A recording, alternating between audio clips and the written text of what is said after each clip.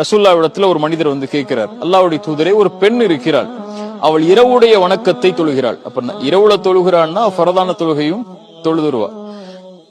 பகல் முழுக்க நோன்பு வைக்கிறாள். பகல் முழுக்க நோன்பு வைக்கிறாள்னா ரமதான் மாதத்துடைய நோன்பையும் வச்சிருவா. அப்ப கடமையான வணக்கத்தையும் உபரியான வணக்கங்களையும் செய்கிறாள்.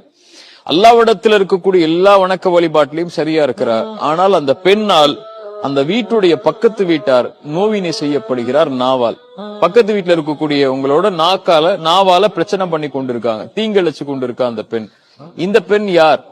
ரசூலுல்லாஹி ஸல்லல்லாஹு அலைஹி வஸல்லம் சொன்னாங்க, அவ தொழுறாள்ல பரவாயில்ல, நோன்பு வைக்கிறாள்ல பரவாயில்ல, அவ வந்து கியாமுல் லைல் தஹஜ்ஜுத் தொழுறாள்ல பரவாயில்ல, ரசூலுல்லாஹி ஸல்லல்லாஹு அலைஹி வஸல்லம் சொல்லல. லா கைர ஃபீஹா, அவளிடத்துல ஒண்ணுமே இல்லன்ட்டாங்க, அந்த நன்மையெல்லாம் நன்மையே இல்லன்ட்டாங்க. அந்த பெண் நரகத்தை சார்ந்தவள்னு சொன்னாங்க.